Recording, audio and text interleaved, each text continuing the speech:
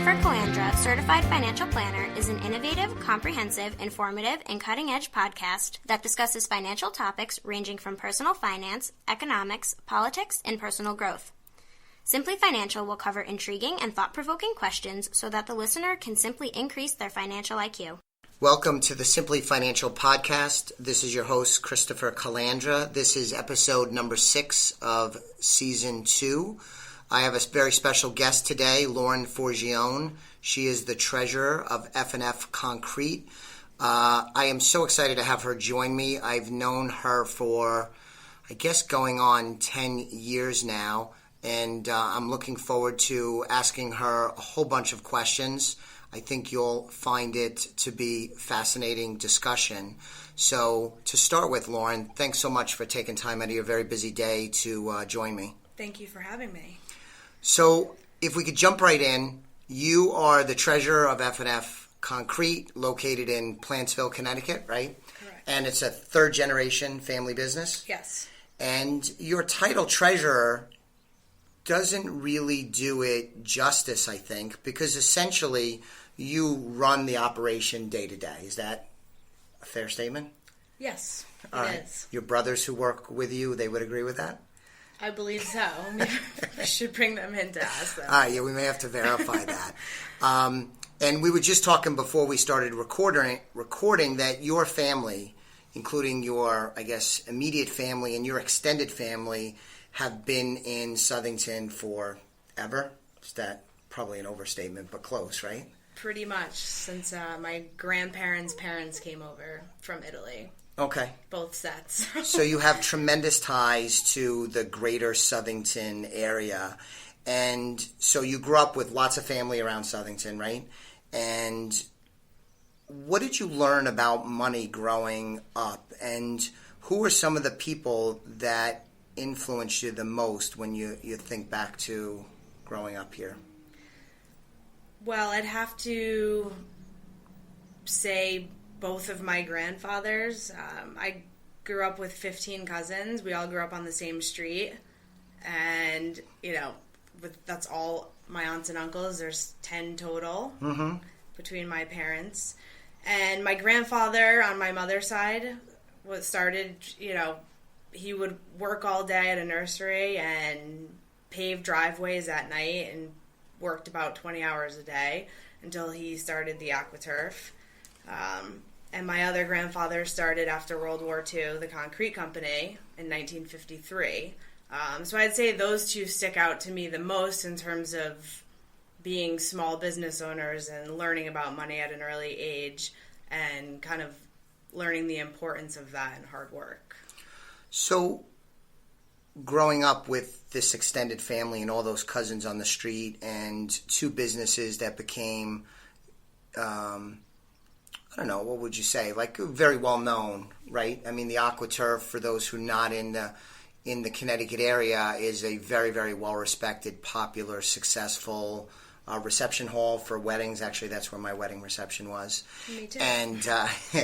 And so would you say you grew up in, was it wealthy growing up? Was it a poor household, middle class, affluent? How would you describe the upbringing in terms of, I guess, the class status? It's very interesting. I never looked at my upbringing as wealthy. I would say it was middle class. I mean, I remember growing up, the company, my father, who currently owns F&F Concrete, there was good and bad times, but it wasn't until the late 1990s, early 2000s where the company started to become profitable.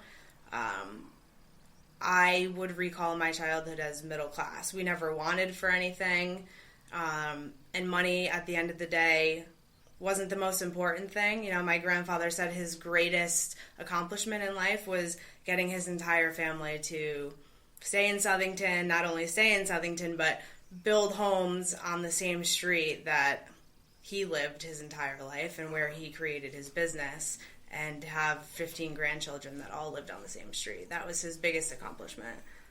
That is quite the accomplishment, especially today's day and age. It's increasingly unusual. Yes. But is it possible, not to poke too much into the inner workings of your family, because my impression, knowing your family, is that you were probably affluent, maybe even rich, but you didn't live that lifestyle, and you lived middle-class values and was not like flashy kind of thing. Is that possible? Looking back, in retrospect, I would agree with you. Yes, to me, I had a very normal upbringing. In my opinion, was middle class, but Right. to others, But you weren't flying off to Paris or on the No. family yacht or anything like that. yes, nothing like that. Okay, so you mentioned your grandfathers, and it sounds one of the things that you appreciate. And I only met your grandfather, the one who founded F&F, a couple of times, but he was a workhorse, right? I mean, he was working until the very latter stages of his life. He passed away, maybe 2 years ago? He passed away about 5 years ago, and he worked up until 3 months before he died. He was 89. Yeah. So every single day, workhorse. Tough. Yes. Hardworking. Didn't take vacations, never retired. Still, wrote all the financials out and production reports with paper and pencil when, you can just go on the computer and pull up a report and print it out. But that's what kept him, it was his life. So what kind of legacy does that leave in terms of you're running a business? It's a competitive business. It's also a male-dominated business, which I wanna ask you about. But what's it like running a third-generation business, a business that was founded on such a influential, powerful, hardworking family man? And now it's the third generation. I know your father is still in the picture, but you run things day to day and have for, I don't know, several years, almost as long as I've known you. So what's it like running a third generation business? Well, I consider myself grateful and lucky to ever have the opportunity. Most people my age haven't been able to have an opportunity like that, to take over a business that's, been in business since 1953 and already has, equity and property and things. I mean, at this day and age in 2018, it would be almost impossible to start that same business now. So I'm lucky in that regard. But then there's also a lot of pressure. Everyone says third generation businesses, that the third generation always fails. And they don't understand what the first generation or the second generation went through to get to that place. They don't understand the hard work involved and the perseverance. And so there's a lot of pressures in that regard. But I look at it as an opportunity that most people never get in their lifetime. And so, and hopefully, we won't say anything to annoy your brothers or family, but your mom's involved in the business a little bit. Your dad's involved in the business. Your two brothers are involved in the business. Correct. Up until his passing, your grandfather was involved in the business. I have a family. We all have families, and not everybody necessarily wants to work with their family so closely. So that must have tremendous rewards, but also a lot of challenges, no? A lot of challenges, a lot of rewards. I mean, I have amazing memories working with my family, and it brings us all very close together. We see each other every single day. I see my mother every day. I see my brothers every day. My nephew comes into the office, and I get to hang out with him for a few minutes, and he'll hop on my computer, and we're very family oriented, but it also comes with its trials. It's very difficult to work with family. Mm-hmm.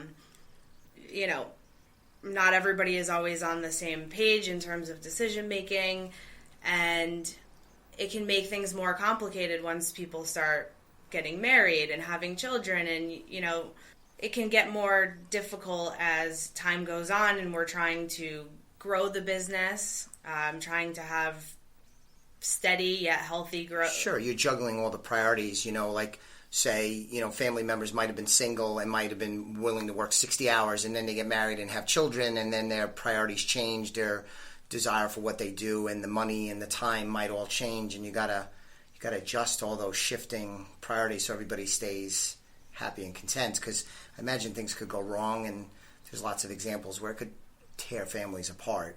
Yes. But you guys have negotiated through it pretty well. And I know, which wasn't in my outline for the show, I know you mentioned that the family aspect of the business, so it's concrete, and you may not even remember this, Lauren, but you were kind enough to let me bring Dominic, my son, to the plant, and he went out with your brother in the back in, the loaders and the trucks and stuff like that. And my son, that's 10 years old, was completely mesmerized to be in a truck and to be moving dirt and this, that, the other thing. But what I remember about that is not only how excited Dominic was to be having that awesome experience. Thank you for that. But your brother was even happier than my son, just playing in the back with the trucks and moving dirt and just kind of goofing around. He was so kind to my son, but you could tell he had a genuine enjoyment. He was having fun. So that was a takeaway I had from bringing him over that day. Well, and we're very lucky that we all love what we do. It sounds crazy to say, but I love concrete. My father loves concrete. Our whole family. I think it's the most amazing manufacturing process in the world. It's the one product in the world that starts in a liquid state and ends up in a natural environment in a hardened state. Glass, it starts in a liquid state, but it ends in a hardened state in a controlled factory environment. So concrete and what you can do with it and strengths and, but I'm losing my train of thought because I could talk about concrete all day, but right. We find ourselves, that's all we talk about. And we've made a rule, if we go on a family weekend or we're out to dinner, we say, okay, no concrete talk. Yeah, we don't say that in my family. No. So you mentioned about your love for the concrete. So maybe this is a delicate topic, but you're leading a prominent concrete company in an industry that's dominated, it's male dominated. Most of your employees are male, especially like the drivers and the people in the plant itself, right? Mm-hmm. And I think most of your customers, when you're dealing with people on job sites and when you're out and about with customers and potential customers, you're mostly dealing with men. So I know we live in a modern age, but it's still an area where it's difficult for women in many ways. So can you share a little bit what it's like to be leading a company as a female in a male-dominated industry? Sure. Well, initially when I first started after college in 2007, I was extremely intimidated. I didn't go to school for anything concrete. I minored in business, and I had to really immerse myself in the whole world of construction. What was your major? My major was marketing and business. Okay. So I had to really immerse myself in this industry where I didn't really know much, and I started out by just educating myself. I took all the certifications I could take. I went and took all the national ready mix classes, and I went to job sites to just learn on the job and started slowly introducing myself. Didn't want to just go on a job site and act like I knew what I was talking about or put up any type of front. It was a little bit more difficult 10 years ago. The climate's definitely changed on construction sites, but it still is a male-dominated industry. But now, after 10 years have gone by, I've had to prove myself. Right. And I believe I've done so. But your solution at the beginning was first and foremost to really learn your craft and Yes. get immersed in everything you needed to know to do your job so that you'd be well prepared when you were in different business situations. That's pretty good advice for young people that might be listening about know your craft, know your industry, work really hard, be prepared, because that's a good way to overcome obstacles. That makes sense. And so in operating the business, again, keeping in mind it's the third generation, are there any general rules that you operate the business under, like just guidelines, principles? I know here at Elliott Wealth Management, we have like 5 values that everybody has at their desk, and it's meant to be a guideline that if somebody's confronted with a decision, that they could look to this as not the answer, but the path that they should work under. So do you have any rules